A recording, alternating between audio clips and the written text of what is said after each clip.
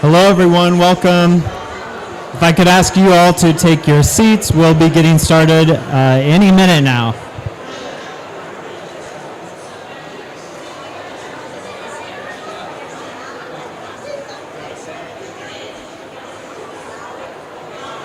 All right, Manuel, we're good for you.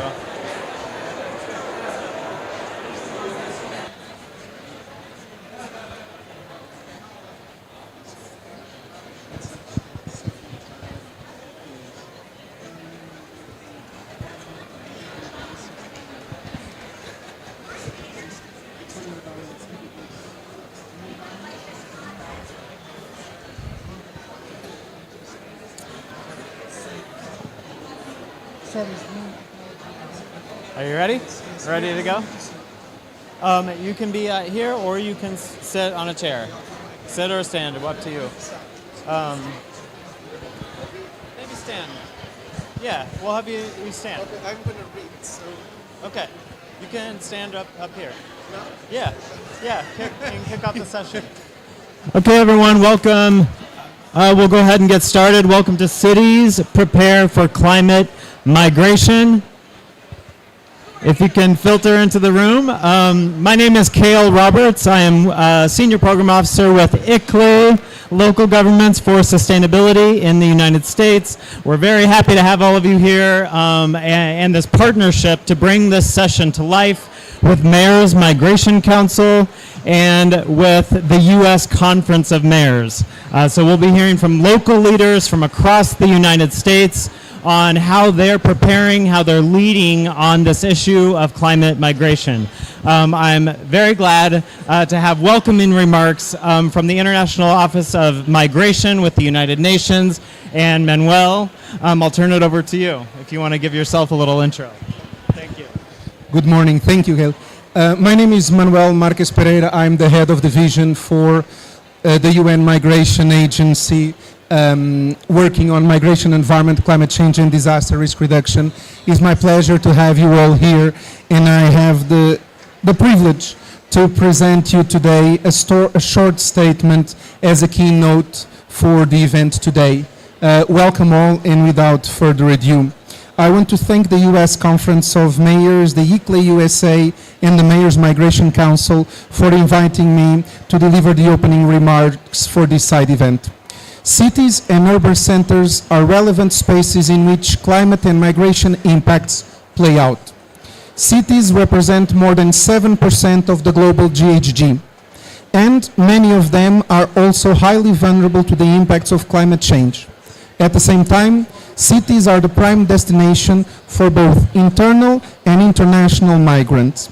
In northern countries, one of the main sources of population diversity is in cities and in its international migration, while internal migration is more prevalent in southern countries.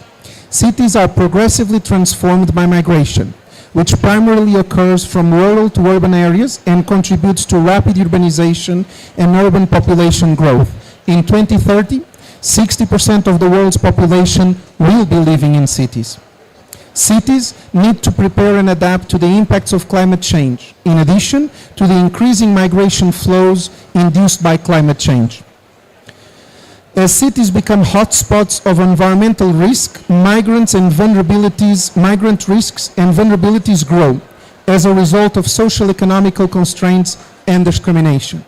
Marginalized communities often tend to settle and become concentrated in urban and peri-urban areas, with limited public amenities, services, and access, which are most exposed to climate risks in these locations. Migrants are often excluded from formal governance and service delivery systems, especially at the state level. Geographical exclusion greatly increases migrants' vulnerability to climate risks, coupled with compounding factors such as language barriers, lack of accessible information, discrimination, and sometimes an undocumented status. IOM stresses the importance of developing inclusive early warning systems to ensure that all vulnerable groups have equal access to risk and evacuation information. In addition, we also recognize that migrants are a resource to achieve disaster risk reduction because of their multilingual resources and ability to adapt to new environments on their path of mobility.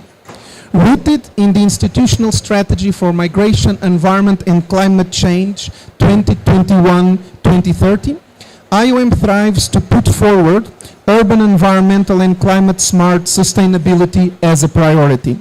We are committed to support local urban governments to address migration, climate change, and environmental concerns by mobilizing and leveraging existing partnerships with local entities, city-led organizations in order to foster a greater dialogue and action at local and human level.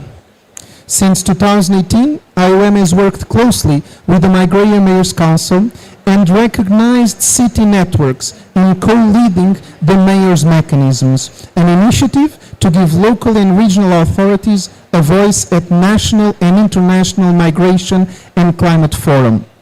Partnerships are also being established with different cities through the C40 MMC Task Force on Climate and Migration, a mayor-led initiative focusing on addressing the impact of the climate crisis on migration in cities.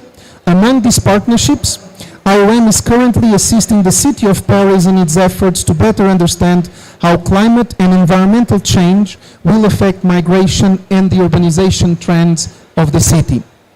The partnership involves a multidisciplinary approach that will seek to incorporate findings in urban planning and adaptation strategies of key sectoral policies and at the French capital, such as housing, transport, health, or even employment. The City of Paris is increasingly transformed by migration, as 25% of its population is now foreign-born. As a prime destination for migrants, Paris plays a crucial role at providing them with basic services and providing for their basic needs, despite migration and asylum policies being decided at national level. The preliminary results of the popular consultation that we are conducting through social media and other forums, in collaboration also with the Hugo Observatory, shows that the lack of green spaces and bad air quality would primarily push Parisian citizens to leave the city in the coming years. Similarly, moving out of Paris is selected as the first measure that respondents have taken or will take to face the consequences of climate change. And thus, when adaptation measures in situ are not an option anymore, IOM and its partners support the development and the implementation of innovative migration practices such as planned relocation, that is a last resort. Other adaptation measures also exist, and American cities already implement them, making sure all populations are included. For example, in Houston, the city and its population has a quarter of its people born outside. During 2017 Hurricane Harvey, thousands were displaced, many of which from lower income migration families living in flood-prone areas of Houston. Through the Resilient Houston Framework, the local government aims to provide resources for housing buyouts and relocation opportunities for these vulnerable families. This will allow people to implement projects that prioritize risk reduction for the most vulnerable communities, which are historically most affected by environmental crises. I would like to finish by reminding some of our commitments to cities and their populations. Continue to contribute to better understanding the impacts of climate change on inward and outward migration from urban areas, in order to inform urban planning and its policies.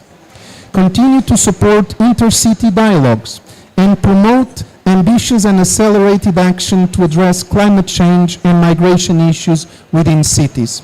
And finally, to assist cities in their efforts to include considerations relating to the impacts of climate change on migration in key sectoral policies, including adaptation, mitigation, disaster risk reduction, and integration policies. Thank you so much.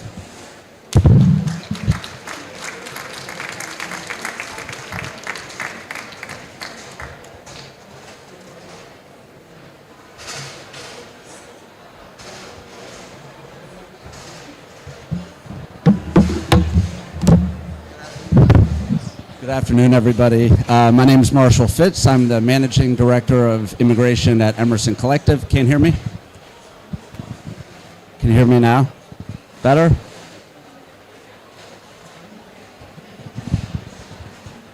Like this? Okay, like a rock star. Got it.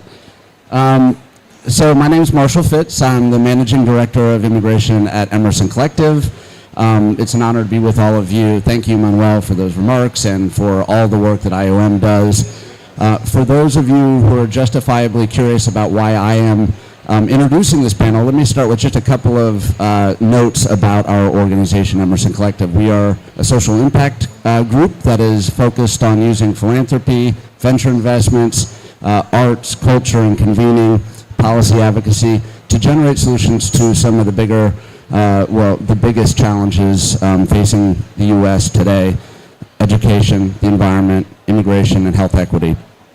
Climate immigration is an issue that it's at the intersection of a number of Emerson's top priorities, so we are thrilled to have launched the Climate Migration Council in September as a coalition of leaders from across sectors, all focused on accelerating solutions to global climate-driven migration.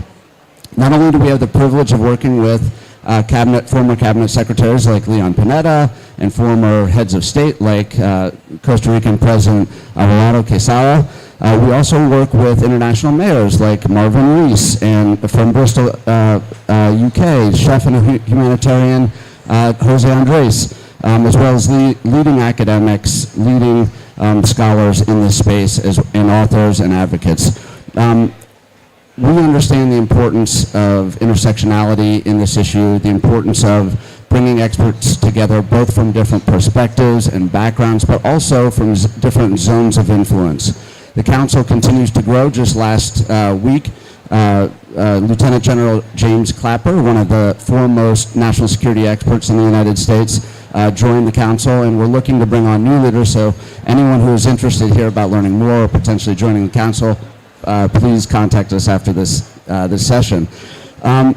Okay, at the risk of a little bit of repetition with what Manuel covered, let me talk just briefly about the climate migration challenge as we see it. Nearly 22 million people were displaced by climate disasters that were fueled by, or disasters that were fueled by climate change last year, making it the largest driver of human displacement across the globe. That number is going to increase dramatically this year given the Pakistan and Nigerian floods. And the World Bank estimates that more than 200 million people will be displaced by climate change by 2050. But if you consider the totality of forces driving historic levels of migration today, and the levels of displacement that we're already seeing, it's hard to see that 200 million as anything but a deeply conservative projection. In fact, earlier this year, we crossed the 100 million mark of people displaced.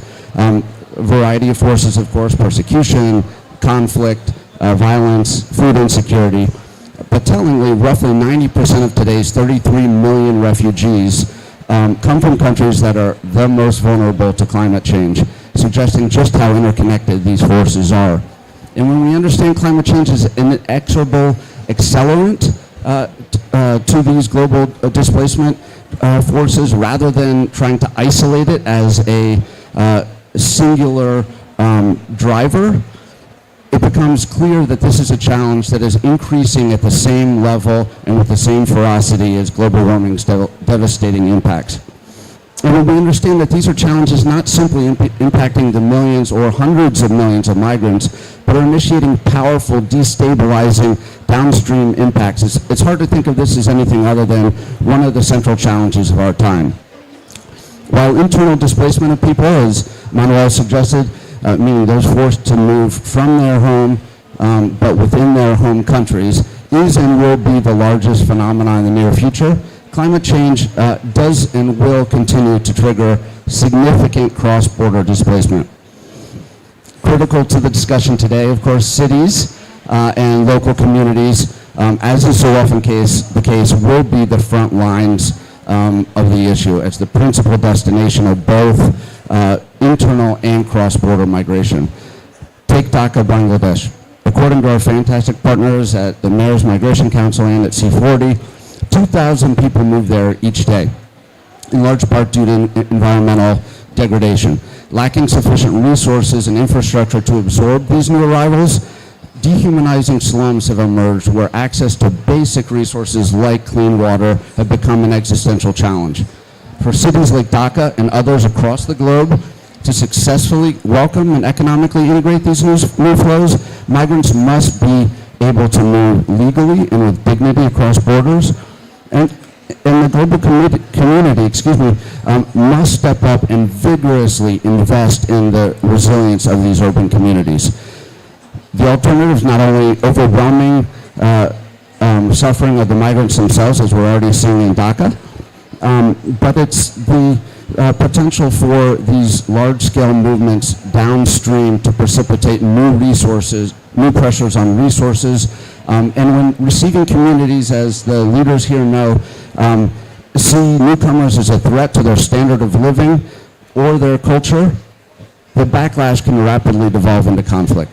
Enhanced migration modeling and climate-resilient urban planning must be at the heart of a solutions framework. We not only need to make our cities resilient to climate impacts, but we need to make them welcoming and prepare for the essential needs of migrants. This requires resources that most frontline cities lack today. So we need new, more flexible, and better capitalized financial mechanisms to support this just transition by moving international dollars directly to those front lines. Local leaders on the ground, of course, are the ones tasked with managing these challenges, which is why it's so important to have leaders like the ones we have today on the panel today at the solutions table. So let me quickly introduce them, and then I guess they'll all come up in mass. Mayor Libby Schaaf of Oakland, California is a longtime friend of Emerson Collective. Most importantly, she has been long an ally to immigrants and made Oakland a welcoming place where immigrants are able to thrive. Mayor Schaaf has also been an incredible ally to the environment, and so it's fitting that she joins us today as wearing a number of different hats, including as one of the original and founding members of the Climate Migration Council. So thank you, Mayor. We're also fortunate to be joined by Mayor Elizabeth Kautz of Burnsville, Minnesota, as fires burn in the western part of the United States and storms and flooding consume the southeast. Many people are going to be looking to places like Minnesota, and it's going to be critical that mayors of future receiving flows of migrants are centered in these conversations going forward. So thank you. Mayor Steve Adler of Austin, Texas is heavily involved in climate action efforts through the U.S. Conference of Mayors and the C40 cities, and he understands that climate is an equity issue. Just last month, after the unprecedented climate disasters of this year displaced tens of millions of people, the C40 mayors called on leaders here at COP27 to prioritize climate-related migration by increasing adaptation finance to 50% of total climate finance and ensuring that the needs of people forced to migrate can be met by local services. We're also thrilled to have Phoenix Councilwoman Yasmin Ansari here today.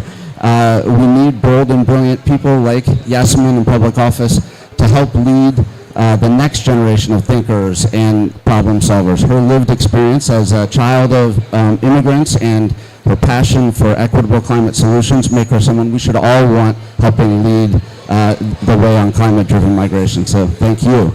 And finally, I'm delighted to welcome our moderator, who has also been advocating for years for climate migration to be on the UNFCCC agenda, as well as to become a much more central part of the U.S. national discussions around climate and resilience. Bridget Shea of Travis County, Texas, is a member of the Mayor's Migration Council and board chair of ICLEI USA, where she led her county to be one of the first 5 in the U.S. to join the UN Race to Resilience. And she is working with a cohort of ICLEI cities in this coming year to develop migration-focused climate vulnerability assessment. So thank you, Commissioner, and let me turn the floor over to you and have everyone join the stage now.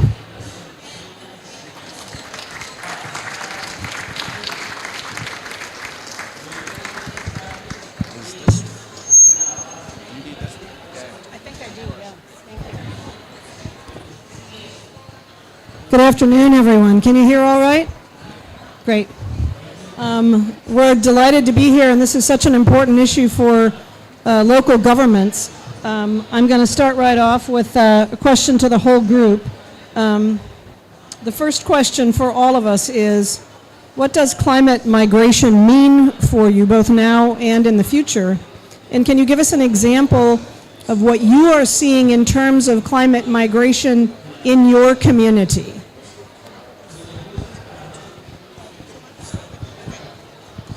Hi, everyone. So my name is Yasemin Ansari. I'm a councilwoman in Phoenix, Arizona.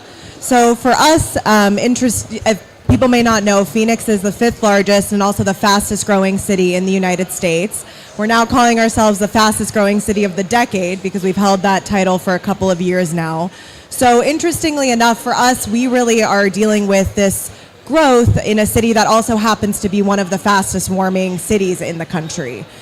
So for me, I think climate migration, when it comes to Phoenix, has a lot to do with how we continue to grow to ensure that we are at the forefront of addressing the threats that we face from extreme heat, from air pollution, from drought. Water scarcity is very much at the forefront for us. And so we have been making significant investments over the past couple of years on our heat mitigation efforts to ensure that we continue to grow in a way that, while is sustainable and in a way that makes sure that we are combating the issues that we face. So that is kind of where we are at. We recently, I'll talk more about it later, but we established an Office of Heat Response and Mitigation to ensure that we focus on the issues at hand. So that's where we're at. Mayor Kurtz, do you want to use that microphone? And if anybody needs me to repeat the question, I'm happy to, but we'll go to you. If it's not on, you can take this. Try it, and then if it's not on.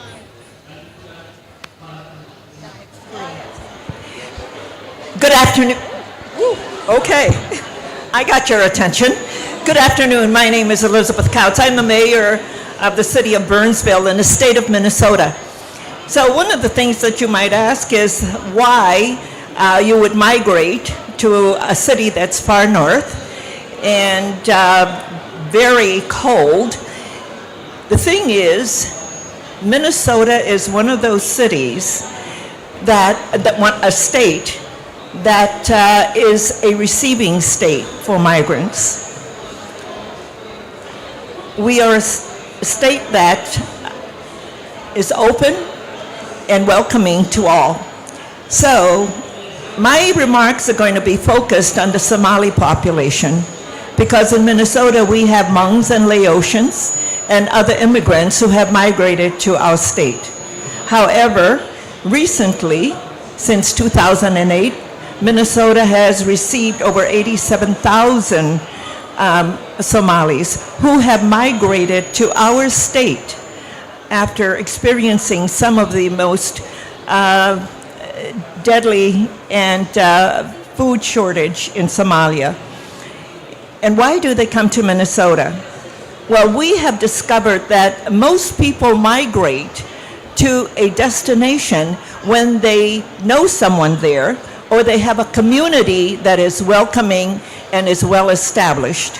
And so that's what we see in Minnesota, and we are a welcoming community, state to all of our immigrants, but especially to our Somali populations, our Laotians, our Hmongs. But right now, my remarks will focus mostly on the Somali population. Hi, I'm Libby Schaff. I'm the mayor of Oakland, California. We're in Northern California. We are one of the oldest sanctuary cities in America. We're very proud of that. That means that no matter where you came from or how you got here, we welcome you.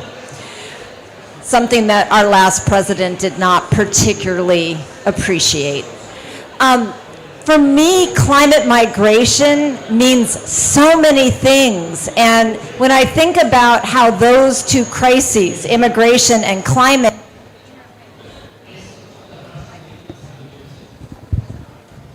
I think about how these two crises interface with so many other urban challenges.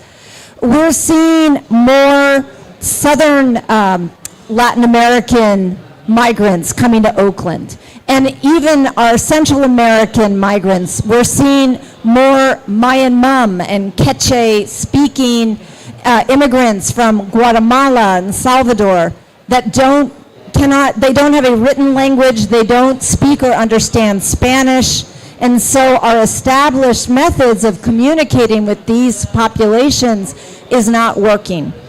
And so when I see these new migrants come to Oakland, which, by the way, for decades has had an identity as a black city.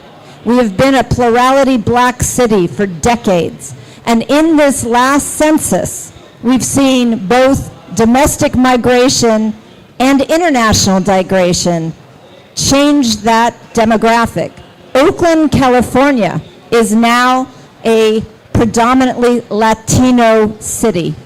Most people don't even realize that because it is so counter to our identity. But that is in part because economic pressures have moved and displaced much of our black population to the exurbs, and then climate issues have pushed so many Central and South American immigrants into our city.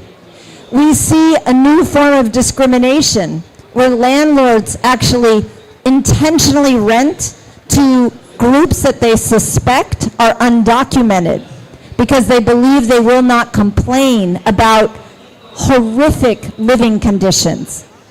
We're seeing health impacts, especially during COVID, because our migrant families tend to live in overcrowded conditions, which during COVID led to unconscionable levels of COVID infections, particularly in our Mayan Mum speaking population, and then secondarily in our Spanish and Latino population.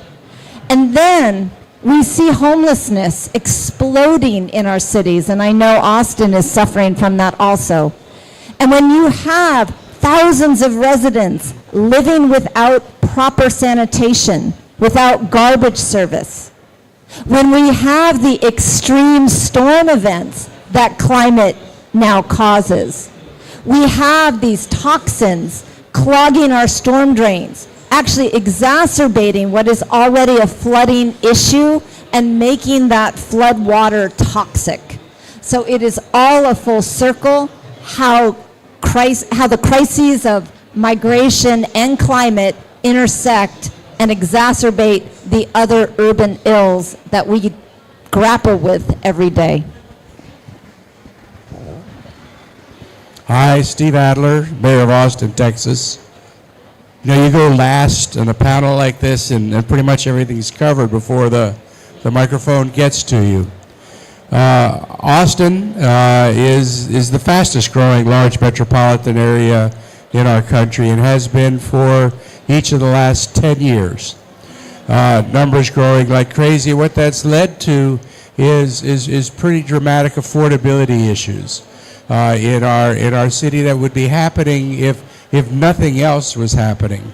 But we obviously know that a lot more is impacting us. You know, you look at climate change and the mitigation that's required and everything we need to do to try to slow the increase in temperatures. But we also know that part of dealing with climate change is to be a resilient community, and a community that is learning how to deal with the changes that are inevitable, that we're trying to slow or forestall, but there's a resilience that still is necessary. And when you look at that Venn diagram as it lays on top of migration and the impacts of climate change, it's falling on those parts of our community that are the most vulnerable, those parts of our community that are the least resilient, the least able to weather this change that's happening all around us, and we're seeing that in Austin. So Austin is one of the parts of the world that's most susceptible to flash floods. It used to be something that would happen every 100 years.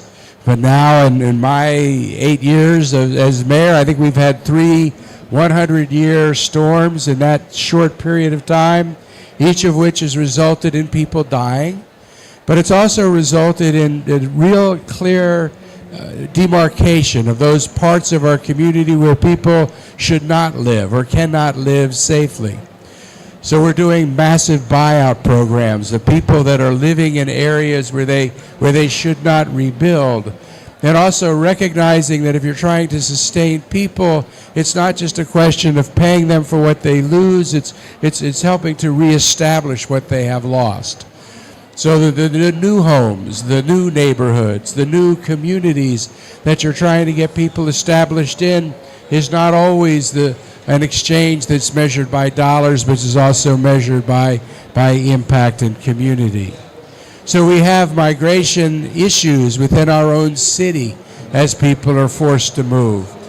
But living in Austin and Central Texas, we also receive people from Houston, from Corpus, from the coastal cities that are dealing with ever greater frequency with hurricanes and extreme weather, people coming to our community.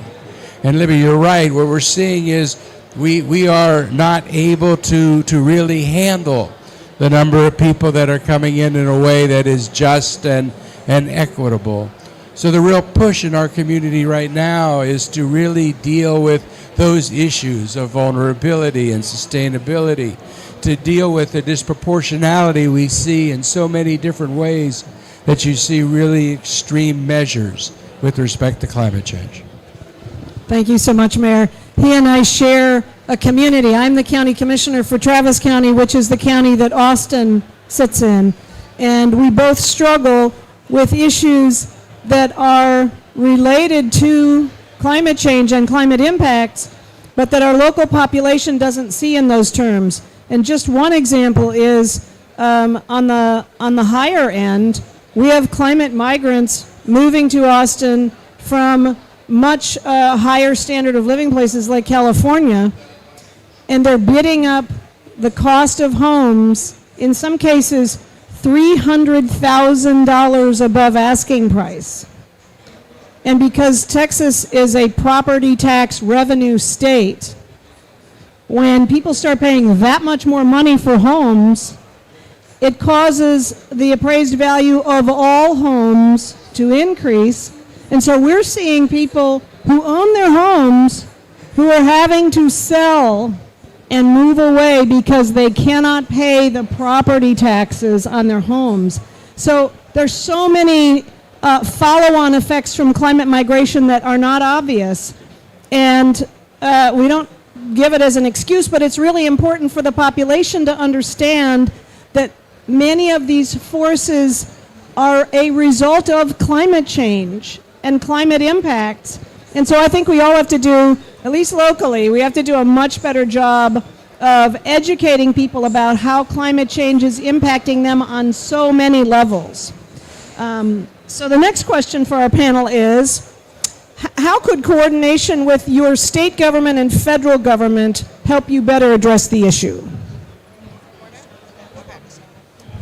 Great question. I think it's critically important. When it comes to the state, in Arizona, unfortunately, thus far, I don't think we have had a great partner at the state level to address many of these issues. Fingers crossed, we're still in a neck-and-neck race, but it's looking like we're going to have a Democratic governor winning this election against Trump's female protege, so it's a huge sigh of relief. But I think there's a couple of things. I think if and when Katie Hobbs does win that election, on water there can be great partnership.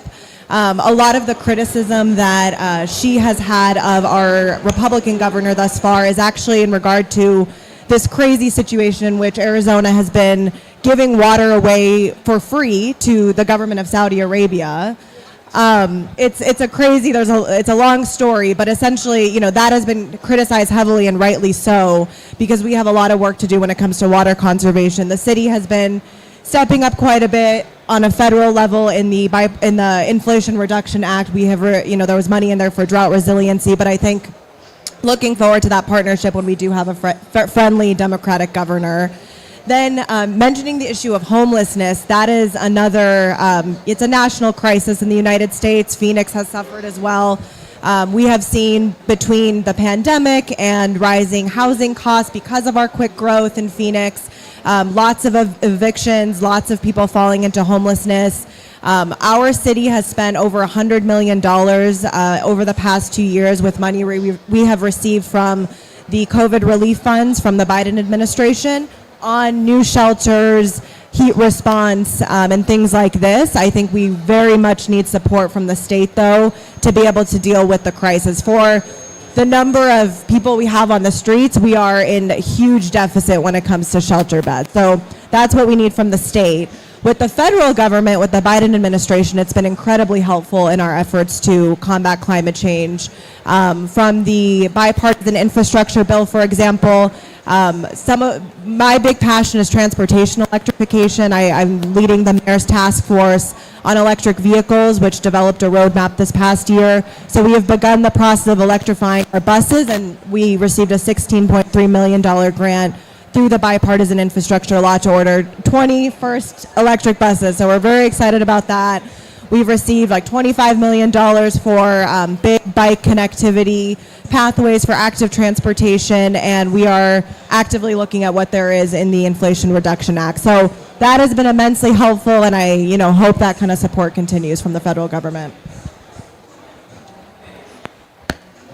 For Burnsville, Minnesota, one of the things is that collaboration is always very good, and we need to collaborate with both the state and federal level. But one of the things that we really need to make sure that we have is financial assistance. And with a lot of the grant money that's coming out, it's a competitive grant.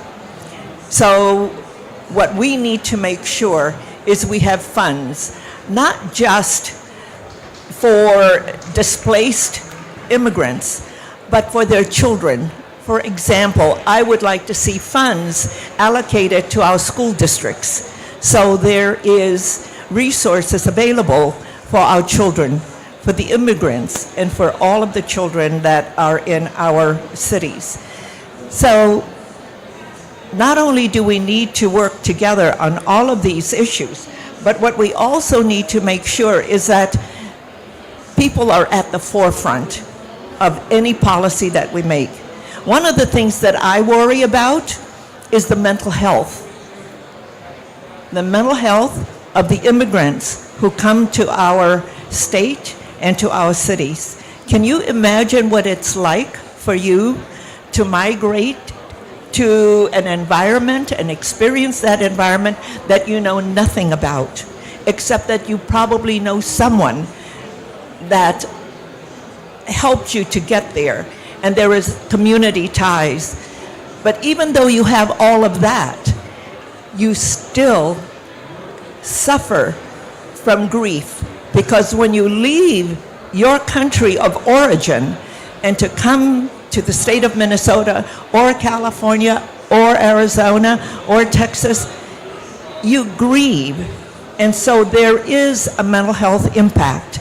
And for me, it is important for us to make sure that we allocate funds to address some of those issues that are real issues for some of the people who migrate to our cities. There are so many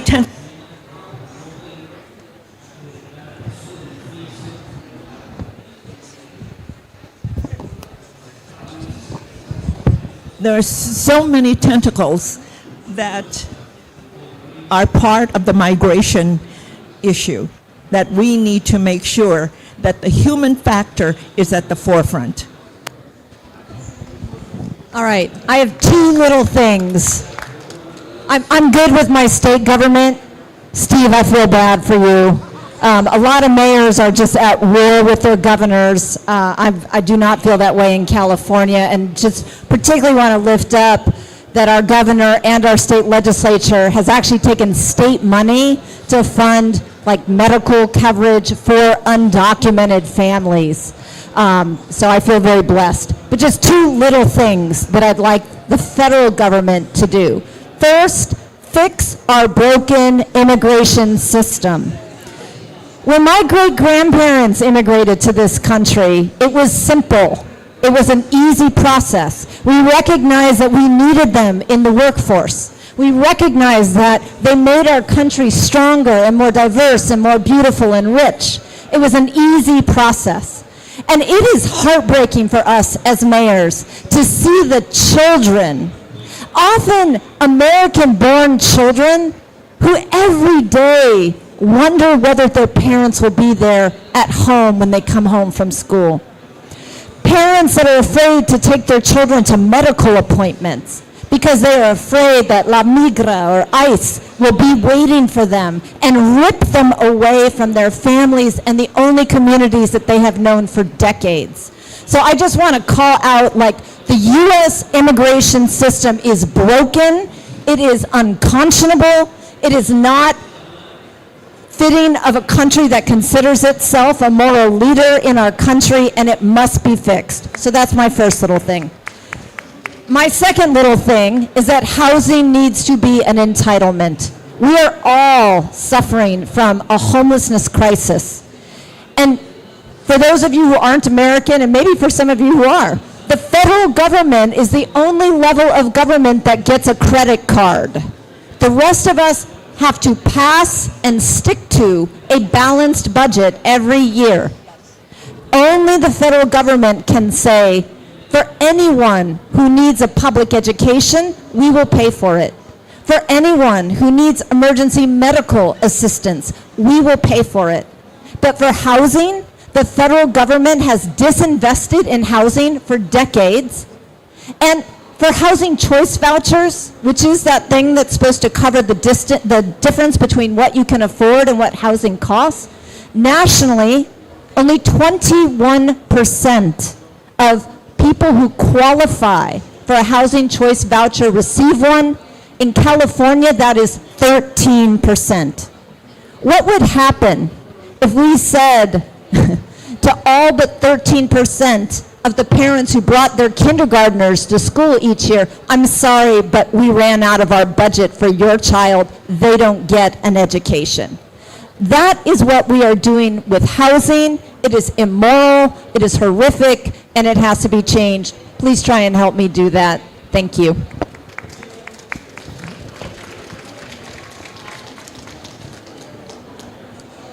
You know, the premise of the question is, what is it that the federal government and the state government can do to help?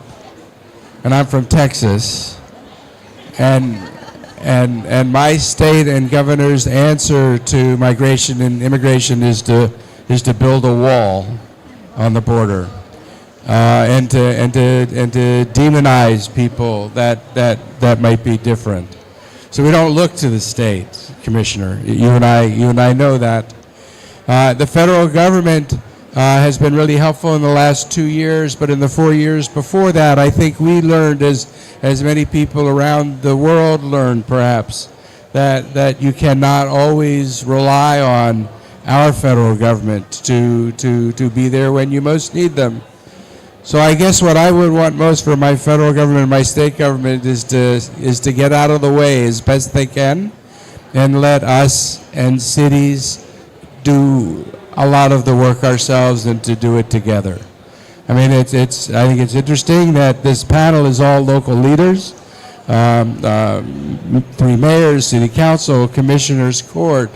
Some of the most exciting things that we're doing on climate change mitigation are things that we have learned from other cities. It's the coalitions between cities that are getting together to get better prices on electric buses. It's the prodding and pushing that we give to one another. It's organizations like ICLEI and C40 and climate mayors that continue to push along cities.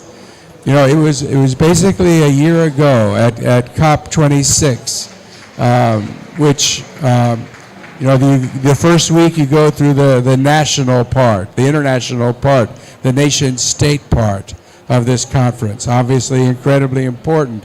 What people don't realize is that when the Paris Accords were signed, as momentous as that occasion was, in Paris was the largest gathering of mayors in a single place in the world that had ever happened up to that point in time.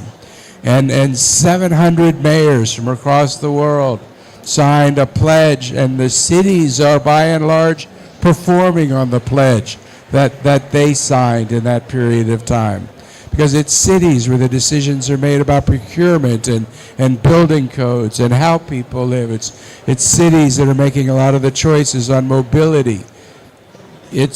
So my answer to your question is what I would want most from the federal government, state government, is I'd like them to kind of get out of our way. And I will just say, to add on to that briefly, the first round of COVID relief came from the previous administration, and most of it went to the states. And so the states that were hostile to, frankly, humanitarian measures sat on it. In Texas, the governor of Texas sat on $17 billion in COVID relief, while small businesses were dying all across the state. I still can't understand how he got reelected, but the second time around, we petitioned the Biden administration in Glasgow to allocate money directly to the local governments, because in so many cases, the states were withholding it. And that second round came to the cities and the counties, and I know we all spent it much better than the first round. So it was extremely important and helpful from the Biden administration. Okay, the third question. What do you need from non-governmental partners like universities, philanthropies, or NGOs to better address the impacts of climate-related migration? Do you want to start on your end first, or should we go this way? Whatever you want to do. So I think that the partnerships with NGOs and the P3 partnerships are proving to be incredibly important with respect to our climate mitigation work. In our city, our biggest challenge relative to meeting our international goals for climate mitigation work is first buildings. It's the energy generation that we use. And we have also become one of those cities because we own our own power company. We have abilities and freedoms and privileges that come from that. And right now we're entering into successive number of P3 contracts for sustainable energy sources and co-investing. And what we're finding is that activity that 15, 20 years ago when we did it, we had to justify to our ratepayers because it was more expensive power, but it was important to prove out the technologies, is now the least expensive power. So every time we enter into a new contract, we're averaging down the cost of energy to our users. But is the support that we get in the private sector and among our community and the NGOs that are resulting in, at the same time we're having a 25% increase in our population, our overall consumption of power, even in that larger city, is 25% down from where it was 10, 12 years ago. So that cooperation, I think, is something that is incredibly important. The next round, obviously, for us past power generation is transportation. And a lot of the work right now on mobility and on electrification and on mobility choices is being driven by private-public partnerships, because you're talking about massive capital expenditures. You're talking about expertise that, quite frankly, governments don't have, and that cooperative ability to be able to actually reflect that there is money to be made in climate mitigation, not only health benefits to achieve and saving the world, but I think that there is no success in being able to deal with climate change and the necessary mitigation absent the work together with the private sector. Yeah, I believe public-private partnerships is the only way to change the world. And that's in part because government was designed to not be a big risk taker, to create stability and predictability, which means that often we unwittingly preserve the unjust status quo. And yet foundations can come in and help us experiment with your money so that our taxpayers are okay with it.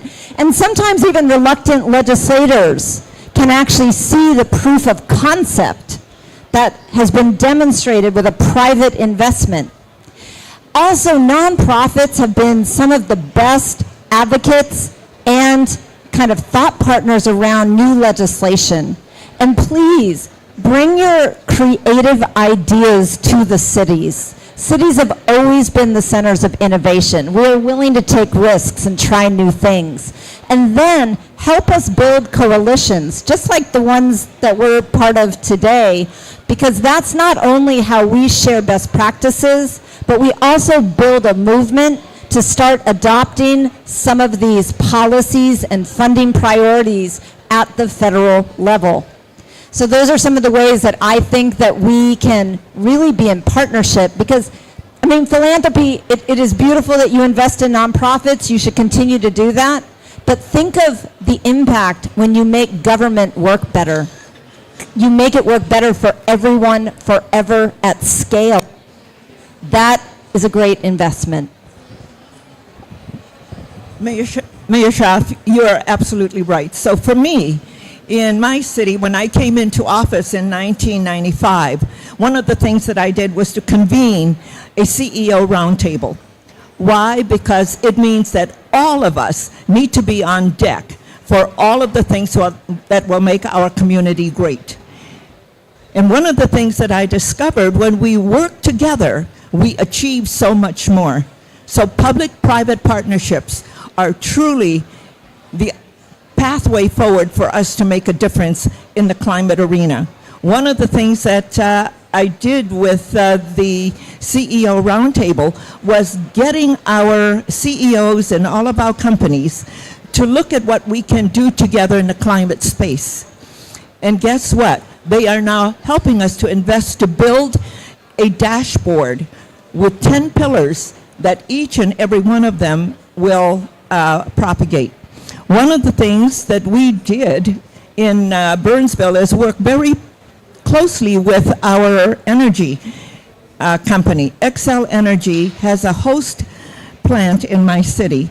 But in working with them, I stood on the site of Xcel Energy in 2015 and saw the last coal train come into that plant. That action alone reduced their greenhouse gases in their 40-acre site about 42%. That helped with our reduction in greenhouse gas. So when you look and say, what do? We bring the nonprofits to the table. We bring the education system to the table. We bring everybody to the table to help solve these problems together, because it takes all of us. And government can't do it alone. And Mayor Schaaf is right. When you bring nonprofit dollars to the table from different foundations, they're investing with us on a concept for us to achieve the best outcomes in climate reduction and greenhouse gas reductions or any other issues.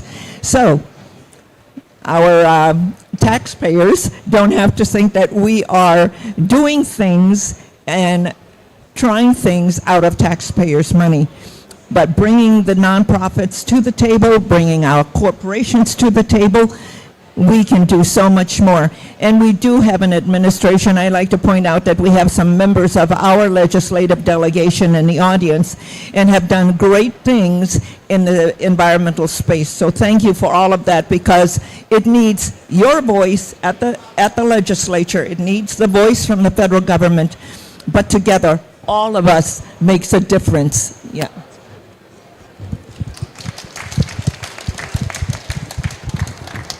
I fully agree with my counterparts. I think when it comes to the private sector, one example of the work that we did in Phoenix. So when we were bringing together this committee around a transportation electrification plan, one of the first organizations that reached out to us with a little bit of resistance and a little bit of fear was the Multi-Housing Association.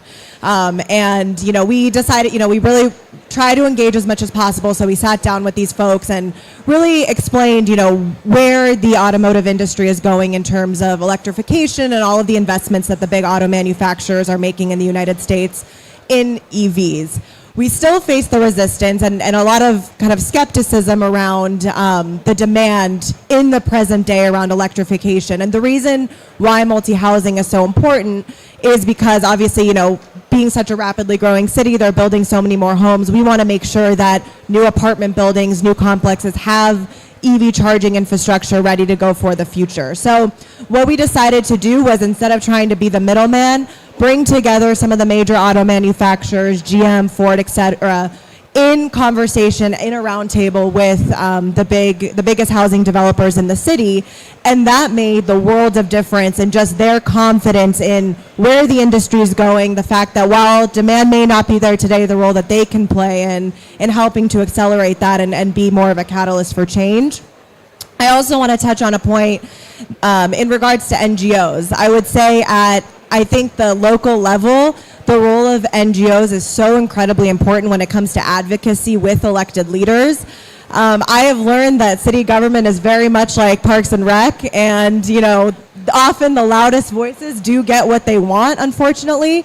And so those groups that are very organized and come to city council meetings and call in and make use of those 2 minutes they have to tell us what they want, how they want to see their taxpayer dollars spent, it makes a huge difference. And in recent years, it's been incredible to see nonprofits like CHISPA, which is the local branch of the League of Conservation Voters, come out in full force for more money for parks, more money for heat mitigation. They are a big reason, and along with many other nonprofits like the Sierra Club and Moms Clean Air Coalition that came in to advocate for the Office of Heat Response and Mitigation. So I would just say with those kinds of groups, keep doing that, because usually at the city level, we hear a lot about public safety. We hear a lot about, just those bread and butter issues that cities deal with, but not enough about the climate work, which, encompasses everything that we do. But if we see more of that, I think it brings on, I have a climate background, so I'm naturally going to support things like this. But for my colleagues that don't, it's hearing from the members of the public to realize that this is something that does matter. I'd be remiss if we didn't acknowledge the enormous role of the NGOs and the philanthropies that are supporting so many of the organizations that are here, those that are hosting this event. You provide us, in many cases, with technical support for our staff. In the case of ICLEI, we do the greenhouse gas inventories so that all the local governments know what their starting point is and what their source of greenhouse gas emissions. And so many of the organizations work with us in a variety of ways, bringing us great examples of model programs that we could potentially replicate. So clearly that universe is really essential to local governments and giving us extra tools. So we got like 2 minutes left, 1 minute left. I don't know if we can even do this in a lightning round. In 2 words, what is the most important thing you can do to welcome climate refugees? 2 words. I'll say heat mitigation. You belong here. Resilience hubs. Just real honest support. Thank you all so much. This was really fabulous. It was great to be with all of you wonderful local elected officials who are making such a difference on the ground. And thank you all for joining us. Thanks to our hosts, America's All In, and U.S. Conference of Mayors, ICLEI, USA, and the Mayors Migration Council. Thank you all so much. Appreciate this.